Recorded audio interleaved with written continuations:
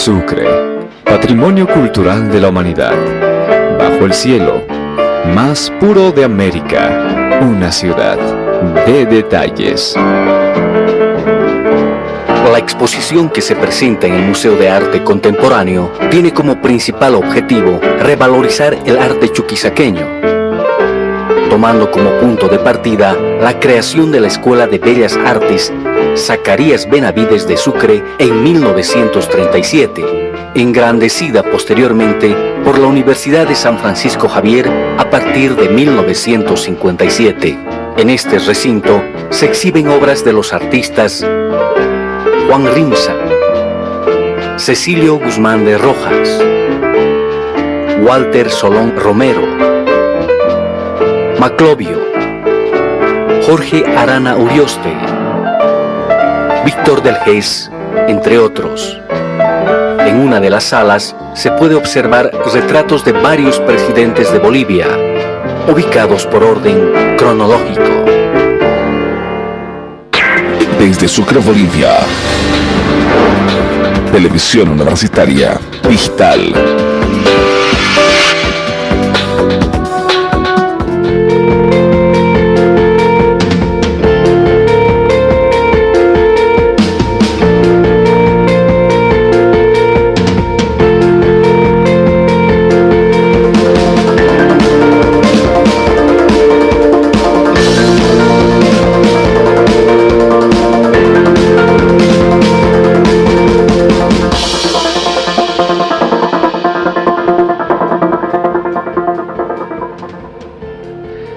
Amables televidentes, tengan todos ustedes muy buenos días, bienvenidos a este espacio de Medicina TV.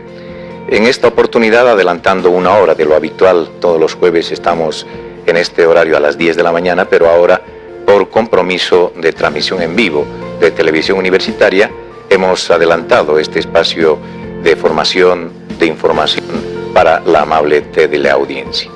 Tal como les habíamos notificado, el día de hoy vamos a tocar el tema de obesidad, hipertensión y problemas renales con la docente de la Facultad de Medicina, Virginia Cortés, quien todavía no ha llegado a este espacio, pero también nos llamó la atención la preparación de parte de esta cátedra de las ferias de extensión que tiene la Facultad de Medicina en la ciudad de Sucre y la presencia activa de los estudiantes en este tipo de ferias interculturales, de ferias de formación y de información para la población. Es por eso que también hemos invitado a los universitarios Vania Flores Reyes, que está con nosotros, y Jason Condo Rodríguez, con quien vamos a conversar. Inicialmente ellos son alumnos del quinto curso de la Facultad de Medicina. Inicialmente, Vania, buenos días, bienvenida al programa. Quisiéramos conocer tu experiencia en los 5 años de formación académica. Estás en el quinto curso de Medicina. Bueno, mi experiencia como alumna del quinto año de la Facultad de Medicina es bastante extensa por la manera en que tenemos de promover la salud, y ya que esto nos ayuda mucho, bastante a la prevención. Por ejemplo, las ferias que tuvimos. Pásale, por favor. Perdón, Sí. Buenos días. Como alumna de quinto curso de la carrera de medicina, creo que tenemos una formación bastante amplia con respecto a la promoción de salud, que es lo que creo que hace bastante falta en nuestra comunidad, ya que nosotros promovemos la salud con el fin de prevención. Para evitar posteriores riesgos, como por ejemplo en la hipertensión o en la obesidad. Si una persona conoce muy bien las reglas básicas de cuidado de salud, como una dieta, un adecuado consumo de agua, por ejemplo 8 vasos al día, tener sus controles periódicos, ya sea de la presión arterial, la glucosa, incluso la creatinina, ya nos ayuda bastante para una prevención y obviamente una promoción adecuada de la salud. También le damos la cordial bienvenida a Jason Condo Rodríguez, también estudiante universitario. ¿Qué tal los 5 años hasta el momento de la Facultad de Medicina? Por favor, Jason. Muy buenos días, agradezco la invitación al canal universitario. Pues evidentemente estoy en 5º año de medicina. La experiencia pues fue bastante. Por ejemplo, en la cátedra de auxiliatura de fisiología tengo experiencia al ser adscrito en el hospital de gastroenterología, y pues con el tema de la obesidad, de los riñones, de la hipertensión, sí, pues tengo bastante experiencia en esos temas de la salud, principalmente en la prevención y en la promoción, tal y como hicimos en la feria mes atrás. ¿Qué tal, cómo ven ustedes la participación de la población cuando se hacen este tipo de ferias, en este caso la que estamos tocando? Es una participación bastante grata. No esperábamos tantas personas con la necesidad de la revisión, ya sea de la presión arterial, el índice de masa corporal, para tener unos resultados óptimos, ¿verdad? Realmente ha sido un alivio y ha sido una gran felicidad para nosotros como alumnos poder ser parte de esto y tener la capacidad ya de brindar nuestros servicios, que es para lo que nos estamos formando. Muy bien, ¿qué opinión tienes acerca de este tipo de ferias, la forma de extensión de la Facultad de Medicina a través de este sistema de enseñar a la gente y también informar a la gente sobre los problemas de salud? Bien, es algo positivo que fue impartido por parte de la Facultad de Medicina. Como recalqué en la promoción y la prevención de la salud, es muy importante decir a la ciudadanía, a la población de Sucre, el estado en el cual las personas viven.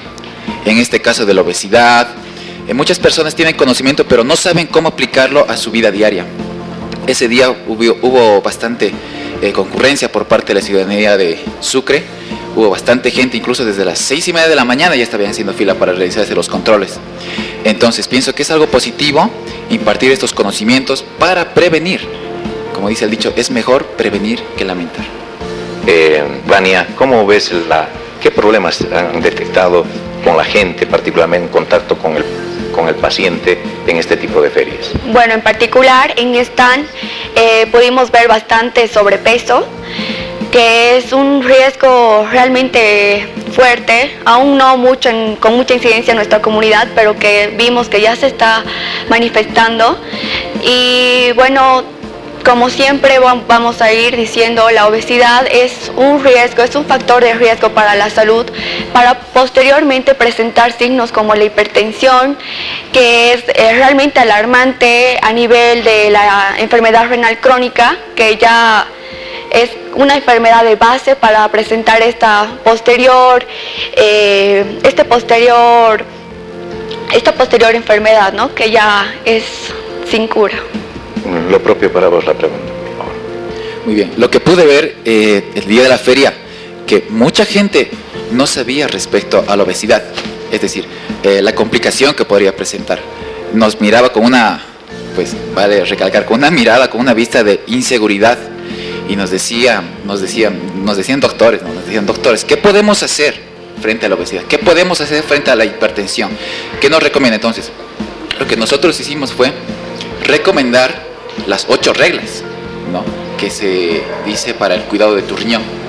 Ya empieza desde el hacer ejercicio, tomar bastante líquido, cuidar la alimentación, controlar el peso, las pruebas de glucosa que sí se hizo, también dejar de fumar, entre otras.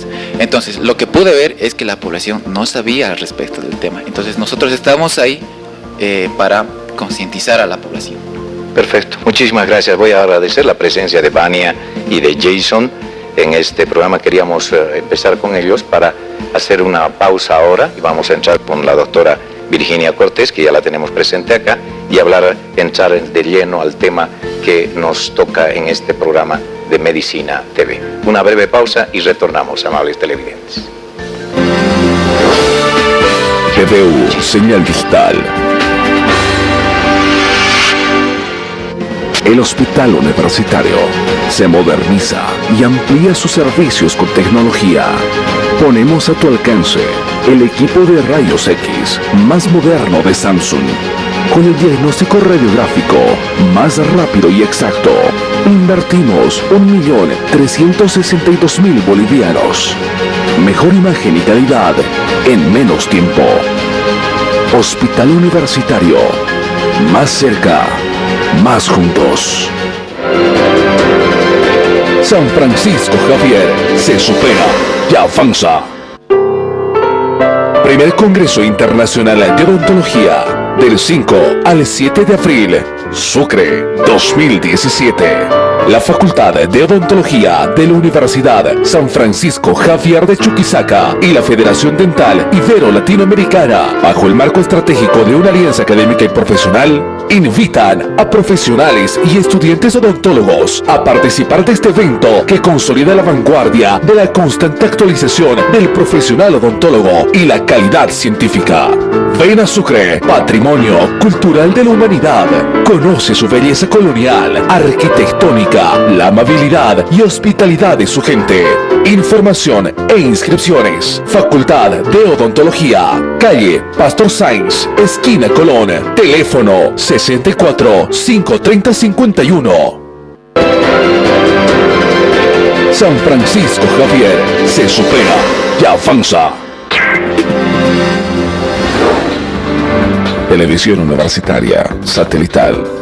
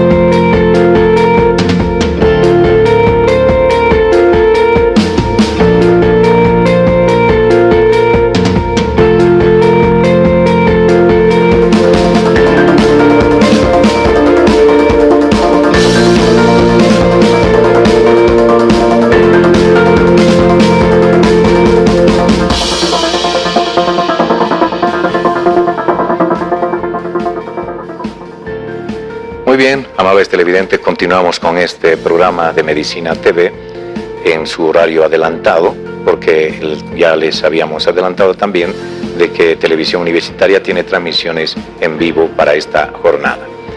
Ya está con nosotros la distinguida doctora Virginia Cortés.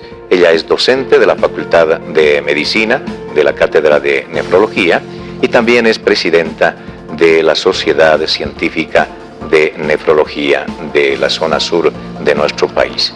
Doctora, bienvenida, buenos días, adelante por favor. Buenos días, Nelson, y buenos días a toda la teleaudiencia. Gracias por invitarme y poder transmitir algunos conocimientos y sobre todo dar algunas directrices a la población y algunas indicaciones para que cuiden sus riñones. Perfecto, entramos en materia entonces para desarrollar los temas que tenemos para esta oportunidad el problema del riñón, la obesidad y la hipertensión arterial, por favor. Muy bien, doctor. La obesidad tiene una relación muy importante con los riñones porque es un factor de riesgo determinante para producir hipertensión arterial, diabetes, enfermedades cardiovasculares y el síndrome metabólico. Cada una de estas patologías por sí solas produce complicaciones de los riñones y lleva a la larga a una enfermedad renal crónica terminal. Por eso es que se hace hincapié y se dice dieta saludable para mantener riñones sanos. Pueden ir pasando las placas, por favor. Vamos pasando, por favor, control central, las placas que tenemos en imágenes. Estamos en desarrollo de este tema, que es muy importante para conocimiento de la opinión pública. Habíamos tocado con los jóvenes estudiantes el tema de las ferias, que son interesantes, una forma también de llegar a la población, doctora. Es así. Precisamente por eso se hace este tipo de ferias y campañas, porque queremos proyectarnos a la comunidad, queremos alertarles, queremos orientarles, queremos darles a conocer y queremos concientizarles para que cambien todo su estilo de vida. En realidad, como ya le dije fuera de cámaras, es muy importante, este año se está haciendo a nivel mundial el control de la obesidad y los riñones. Por eso se hace hincapié en tener cambios de vida saludables para mantener los riñones sanos. Perfecto, ahora vamos con las imágenes y vamos con el desarrollo. Muy bien, mientras tanto, ¿qué es la obesidad, doctora? La obesidad es la acumulación de grasa en nuestro organismo por un desbalance entre la relación que existe en la alimentación, ya sea en cantidad y en calidad fundamentalmente, y un desequilibrio con el gasto energético, es decir, con los ejercicios. No hay relación en lo que uno ingiere y en lo que uno puede eliminar. Y es así que se va acumulando la grasa. Y esta acumulación de grasa en nuestro organismo produce una serie de trastornos en todo el organismo, pero ya yéndonos fundamentalmente a los riñones, producen una alteración anatómica en los riñones. Los riñones son órganos nobles que sirven fundamentalmente para filtrar y excretar todo lo que nos sirve en nuestro organismo. Entonces tenemos unas estructuras anatómicas que se llaman glomérulos, que es muy importante que sepa la población. Son estructuras y unidades funcionales. Cada riñón tiene alrededor de 1 millón de estas estructuras. Entonces, ¿qué sucede cuando hay obesidad? La grasa es altamente tóxica y produce un aumento, no en el número de estas estructuras, sino en el tamaño. Y al producir un aumento en el tamaño, está produciendo una nefromegalia, es decir, un aumento del tamaño de los riñones. Y al aumentar el tamaño de los riñones, ¿qué está determinando? Está determinando que se produzca una esclerosis de los riñones. Y al producir una esclerosis, que es el endurecimiento prácticamente de la función de los riñones, produce lo que se llama precisamente la insuficiencia renal crónica y a la larga la crónica terminal. La diferencia entre sobrepeso y obesidad, doctora. Está a un paso prácticamente, o sea, el sobrepeso, que me imagino que usted se está refiriendo sobre todo a lo que es el síndrome metabólico. Para que hablemos nosotros de síndrome metabólico, está primero la obesidad, en primer lugar, luego existe trastornos en la hipertensión arterial, está alta la presión, existe elevación de la glucosa, existe trastornos en las grasas precisamente de nuestro organismo, o sea, tanto triglicéridos como colesterol están elevados. Y nosotros tenemos mecanismos para determinar cuál es el índice, que les vamos a indicar en una placa, ¿no es cierto? El índice metabólico que nos indica precisamente que estamos ya en esta situación. ¿Quién puede llegar a ser obeso, doctora? Precisamente, ¿no? Todos los que tienen una dieta alterada, que comen comida chatarra, comida que no sirve, comida que no es elaborada en la casa, ¿no es cierto? A base de grasas, de aceites que están rehusados y requete rehusados, permítame el término, pero esa es la verdad. Entonces todo eso produce alteración. Además, sobre este tipo de alimentación que uno lleva, por ejemplo, no hay relación, como habíamos indicado anteriormente, en todo lo que uno puede eliminar, ¿no es cierto?, que son los ejercicios, es el sedentarismo, el trabajo hace que uno esté utilizando más la movilidad y que no aprenda a hacer ejercicios ni siquiera a caminar. Entonces eso determina que exista la acumulación de grasa. Perfecto, ya tenemos las placas, podemos proceder de acuerdo a a lo que se ha planificado. Sí, lo que ustedes ven allá es precisamente para indicarles esa gran relación que existe entre los riñones y la obesidad.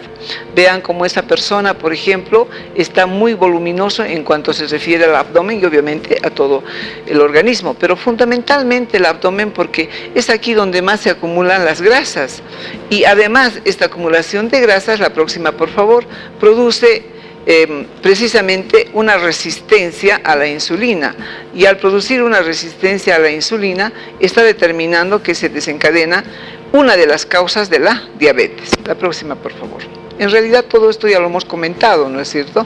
Cómo produce, cómo alteran los riñones. Siga pasando, por favor. Entonces, para prevenir nosotros, ¿no es cierto? Para prevenir, tenemos que orientar a las personas que cuando ya existe un compromiso de riñones, los riñones se manifiestan como, precisamente como indicamos allá, ¿no es cierto? Los riñones al aumentar de tamaño aumentan en la filtración, en la producción de orina, por lo tanto los pacientes o las personas están empezando a orinar en mayor cantidad, más de 2 litros que es lo habitual, ¿no es cierto? Además, cuando ya existe un compromiso más serio de los riñones, no solamente aumenta la cantidad de orina, sino además en algunas características, como por ejemplo espuma. Al ver una orina espumosa, las personas deben suponer ya que existe una complicación de los riñones que es prácticamente ya irreversible, es la presencia de proteínas en orina. La próxima, por favor.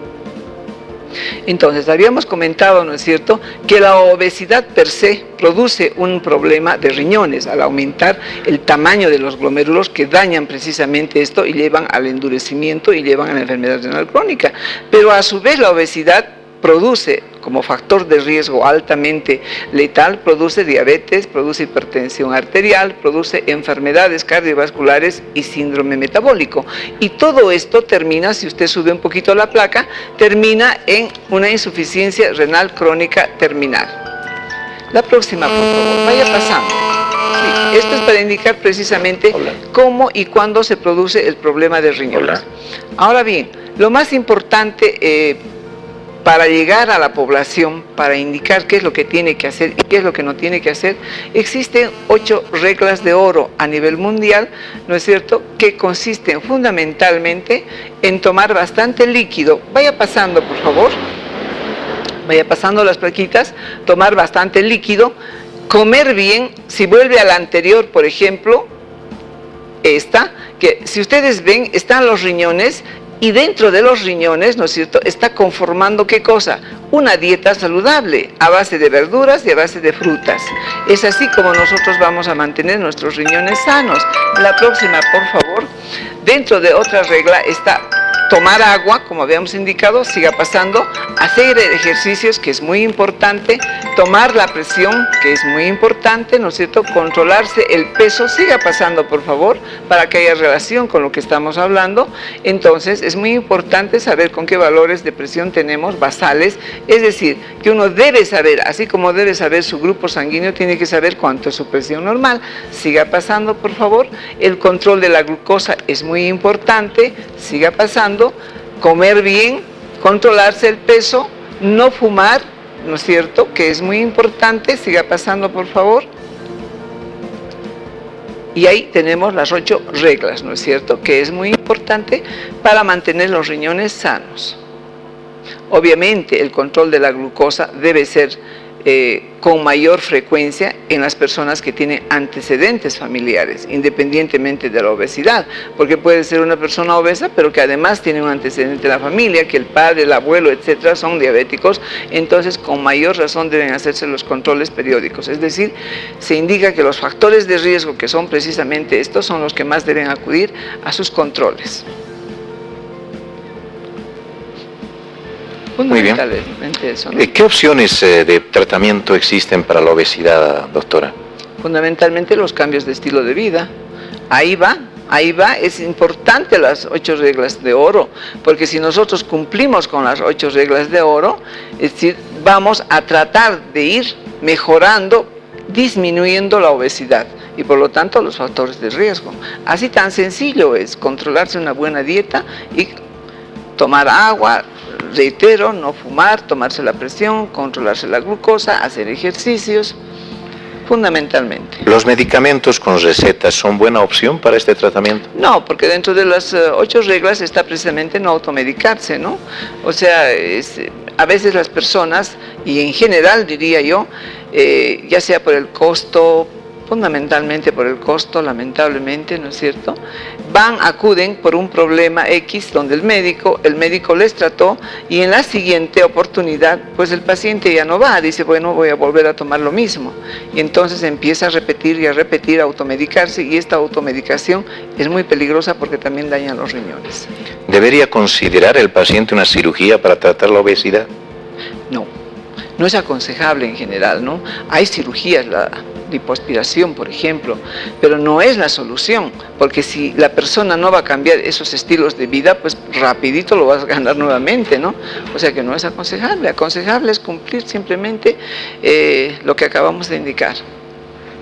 En general, ¿cuáles son las preocupaciones acerca de la obesidad infantil? Es una preocupación muy alarmante porque para el 2015, que son los últimos datos que han salido a nivel mundial, 700 millones de personas son las que tienen obesidad, incluyendo obviamente a los niños, ¿no? Y por eso es que se ha convertido en un problema de salud pública, al igual que la enfermedad renal crónica, ¿no? Ambas están yendo de la mano en el mundo entero, y obviamente en Bolivia también eso ya está empezando a verse. Precisamente por eso es que es nuestra preocupación, ¿no? Entonces es una cantidad alarmante, y el 10% de la población mundial está conllevando la insuficiencia renal crónica y la crónica terminal. Esto es un problema muy serio para el gobierno, porque el gasto que implica aquello en el tratamiento de un paciente con enfermedad renal crónica, que es la diálisis fundamentalmente, es altamente costoso. Entonces lo que nosotros queremos es precisamente que los pacientes lleguen a esta etapa de insuficiencia renal crónica terminal, que evidentemente es irreversible, ¿no? ¿Hay políticas del Estado con relación a estos problemas? Y si es salud pública, obviamente. Sí, existe el programa de salud pública, ¿no es cierto?, de salud de enfermedades renales, que están haciendo algunas políticas, pero no son sostenibles. Es decir, que todo el tiempo deberían estar mandando con spots, ya sea televisivos, radiales, con panfletos, educación, sobre todo educación, que empiece en las escuelas, ¿no es cierto?, para que esto se pueda detener. Es importante porque ya se está convirtiendo, y es en otros países, una pandemia, ¿no? Muy bien, tenemos llamada telefónica. Amable televidente, adelante por favor con su consulta. Buenos días. Buen día, adelante. Consultaba, por favor, tengo en la familia una persona con sobrepeso, estamos siguiendo las recomendaciones, pero el hecho de que consuma menos calorías ha cambiado su actitud. Entonces, ¿cómo pudiéramos superar esa situación? Porque cambian totalmente su humor. Sí, evidentemente, ¿no? Usted tiene razón, porque es cambiarles, como usted dice, totalmente su vida, no solamente en la alimentación, sino tiene que cambiarle todos los estilos de vida, ¿no? Ejercicio, caminar, no fumar, etcétera, etcétera. Entonces, para esto existen especialistas, y tenemos a la fecha ya en Sucre bastantes nutricionistas. Entonces, no tiene que hacer uno personalmente el control, sino tiene que apoyarse en una persona que ha estudiado y que científicamente le va a ir reduciendo gradualmente, ¿no? A su vez le va a ir haciendo una especie de tratamiento psicológico, porque todo esto tiene que ir acompañado de la mano, pero no siempre, ojo, que no siempre también es por la parte de alimentación, también existe la parte endocrinológica. Obviamente no me voy a meter en ese campo, ¿no? Pero es importante orientar a la población que también deben asistir al control endocrinológico, porque puede estar alterado este aspecto. Muy bien, son aristas también que hay que tomar en cuenta, que no atribuir a un determinado mal. No solamente a eso, ¿no? Sobre todo si en la familia se dan cuenta que no está dependiendo de eso, ¿no? Del tipo de alimentación, del sedentarismo, en fin, entonces se tiene que acudir a un control científico. Doctora, ¿existe relación entre el peso de la madre embarazada y la obesidad infantil? Por supuesto que sí. Hay alteración y hay relación, ¿no? Entonces es otro aspecto que usted ha tocado que es muy fundamental. O sea, la madre no solamente aumenta de peso en el embarazo, si ya viene con un sobrepeso, entonces es muy importante que controlar aquello. ¿Tener un peso al nacer aumenta la probabilidad de que el individuo tenga sobrepeso u obesidad en la Por infancia? supuesto que sí, tiene mayor riesgo, ¿no?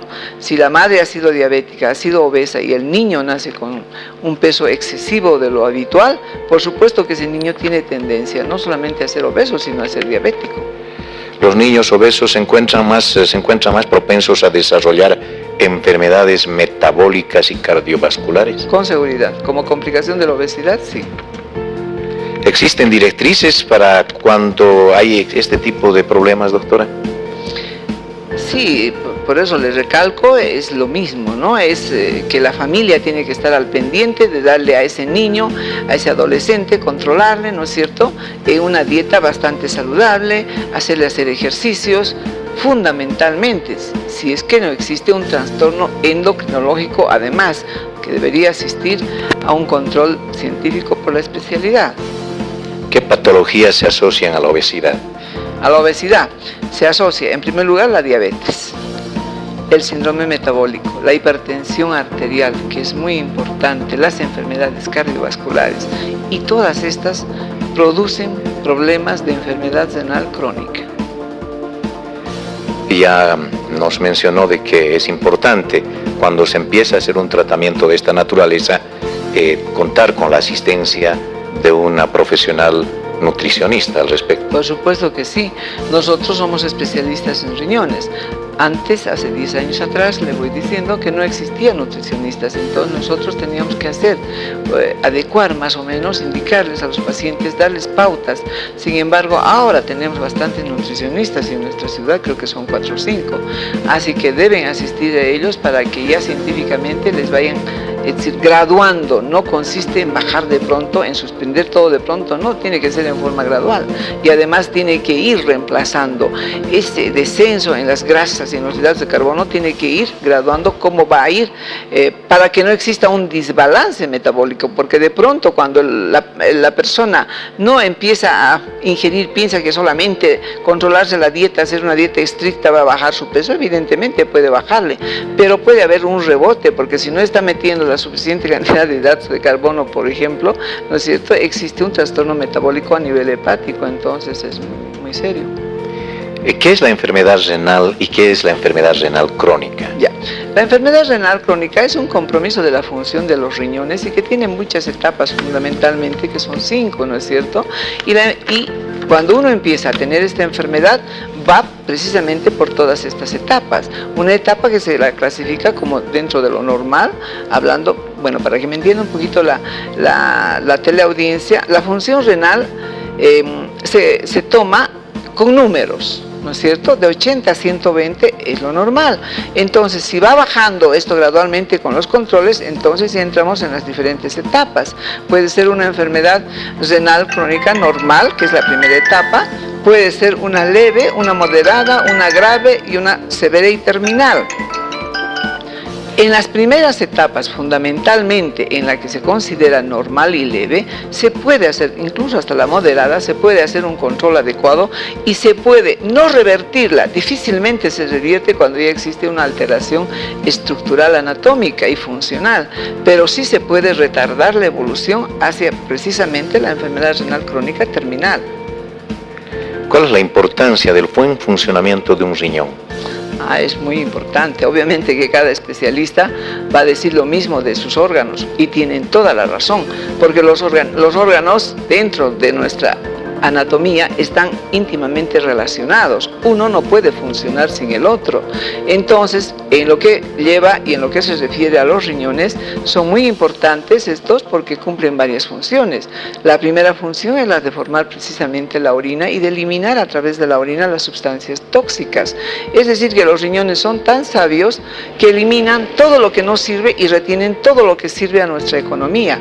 Pero además controlan la presión arterial, controlan el manejo de agua, controlan la parte endocrinológica, controlan lo que es uno de los componentes muy importantes de la sangre, que son los glóbulos rojos. Con esto no quiero decir que todos los pacientes que tengan anemia se debe a los riñones, por supuesto que no, pero es importante ir descartando. Controlan, por ejemplo, el metabolismo fosfocálcico. En fin, tiene muchas otras funciones, ¿no?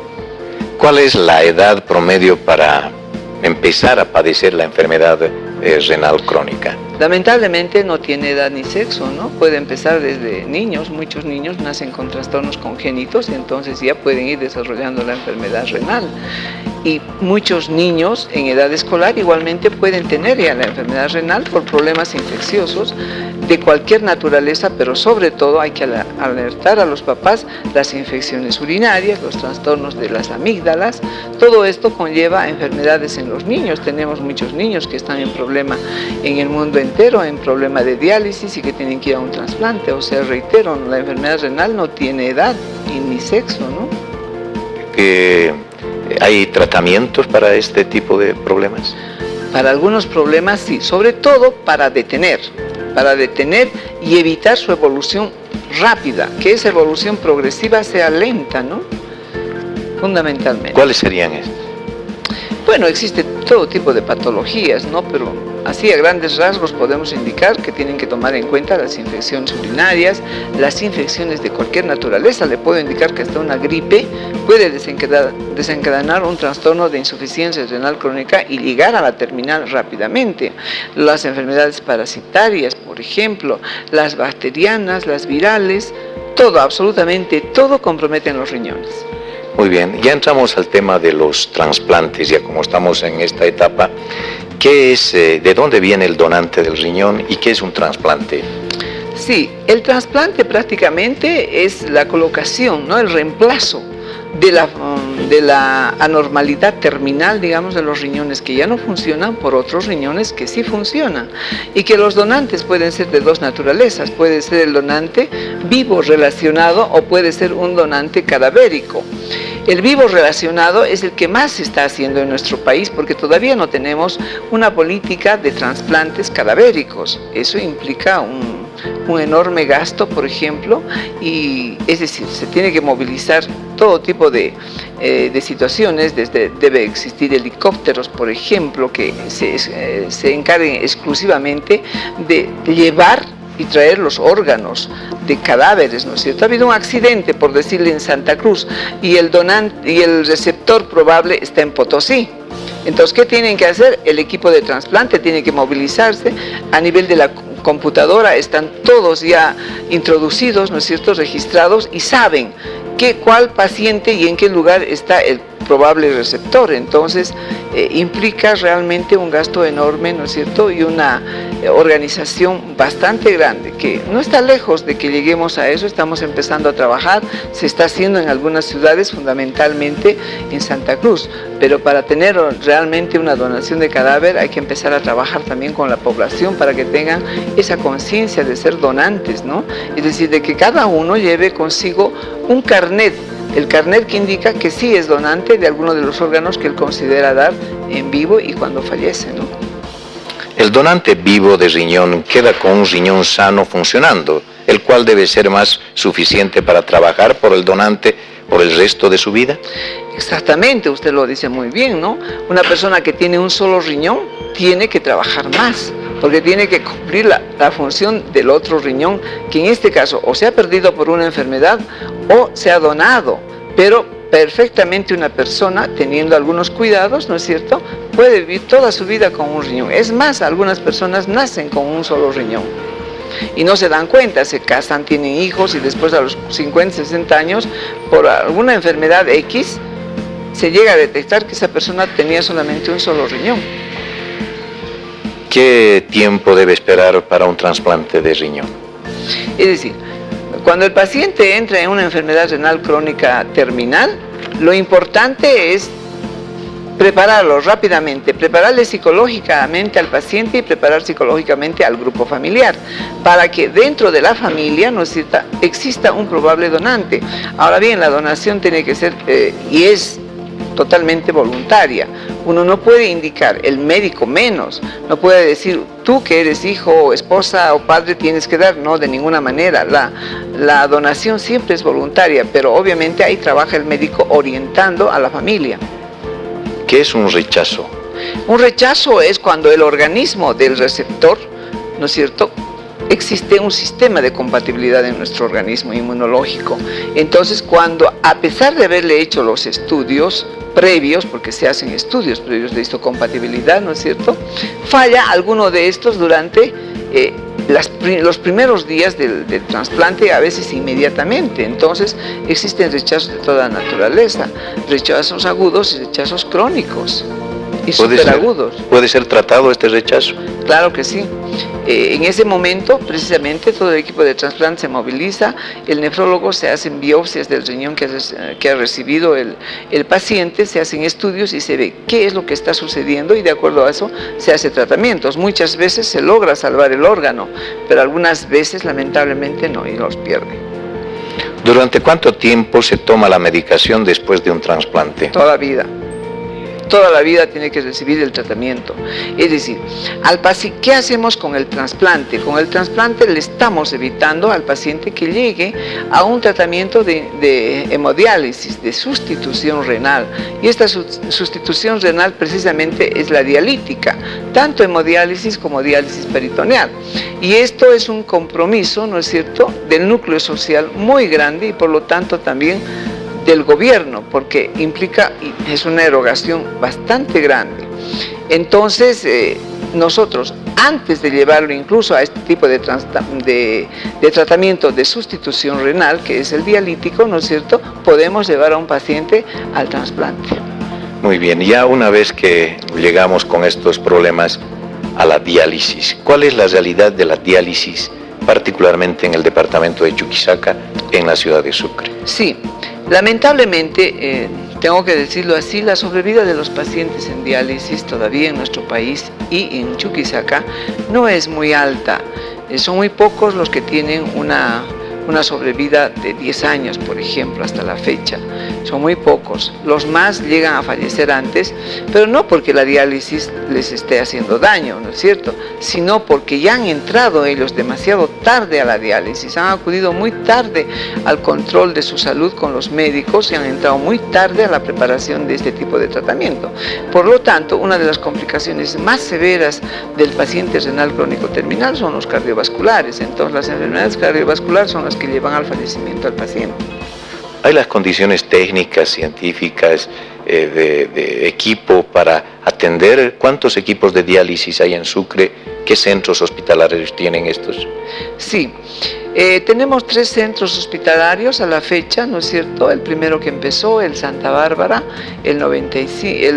prácticamente hemos empezado el 96 a hacer hemodiálisis en el Hospital Santa Bárbara, con 2 máquinas, pero actualmente tienen 12.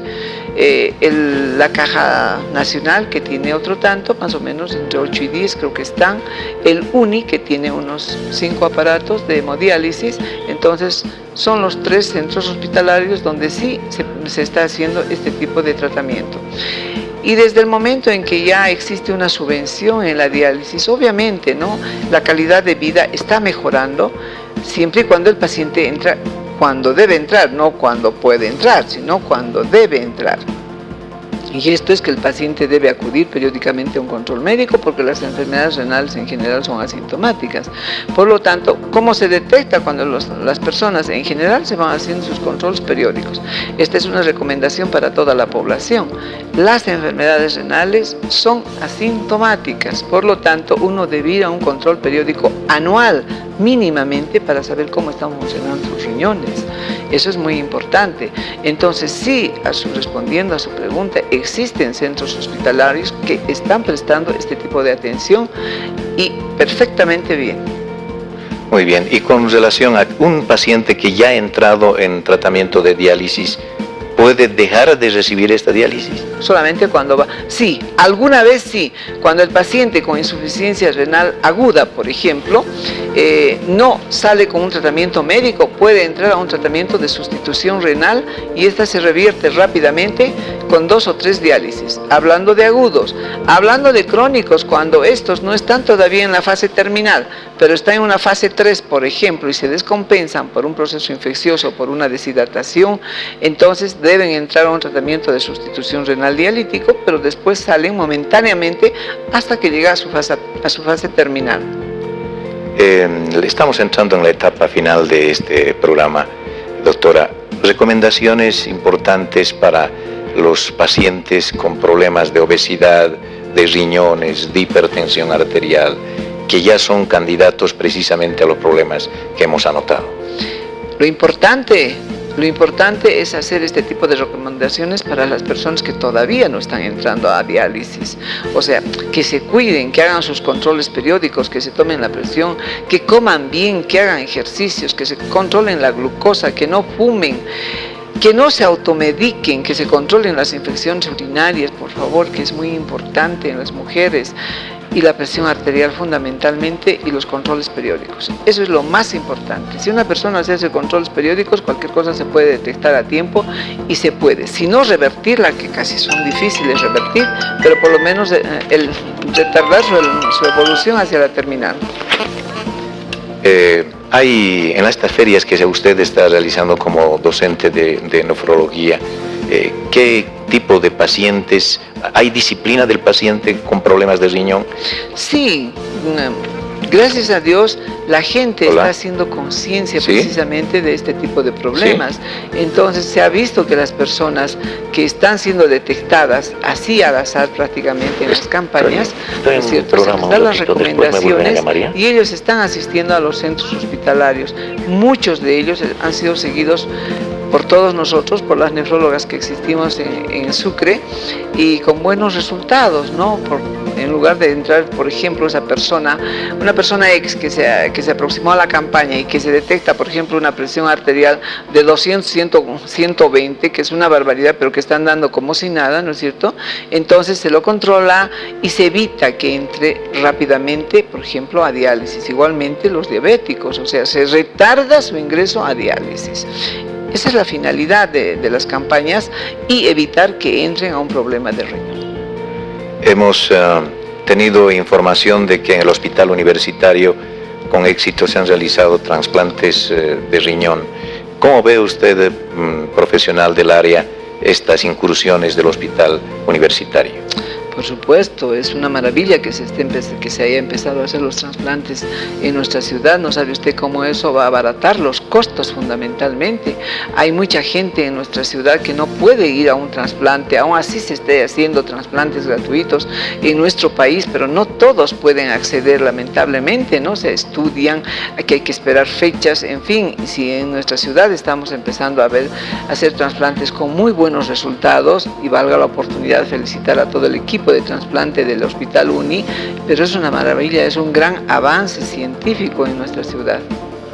El ser un enfermo renal con este tipo de tratamiento de diálisis, o propensos o candidatos a hacer un trasplante, tenemos las posibilidades, el paciente tiene las posibilidades, hay una lista ordenada, porque hay una lista de espera que está manejada por el Servicio de Salud Nacional. Exactamente, como dije a un principio, existe un programa de salud renal nacional y departamentales, y precisamente ellos son los encargados de seleccionar. Una vez que el médico de cabecera, que es el nefrólogo, indica, hace los estudios y manda, ellos son los que están estudiando y los que están poniendo fundamentalmente a la lista, como bien dice usted.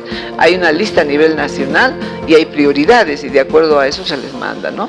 Y al existir un centro de trasplante en nuestra ciudad, por supuesto que esto mejora, pero notablemente, y es una maravilla que existe este tipo de adelanto en nuestra ciudad. Perfecto, doctora, muchísimas gracias por su presencia, de los jóvenes estudiantes también.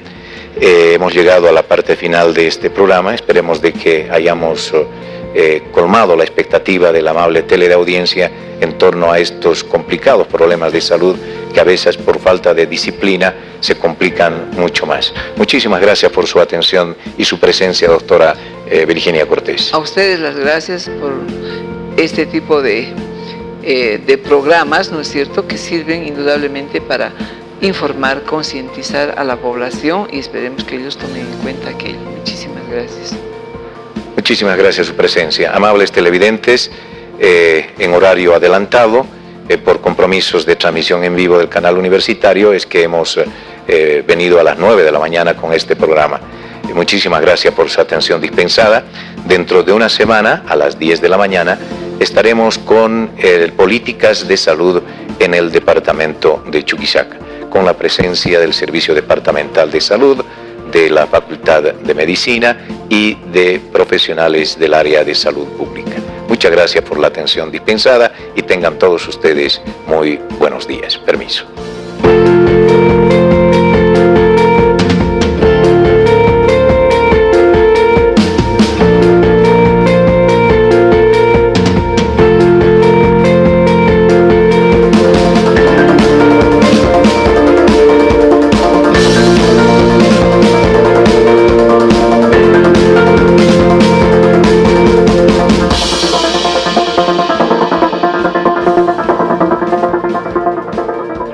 Desde Sucre, Bolivia. Televisión Universitaria Digital.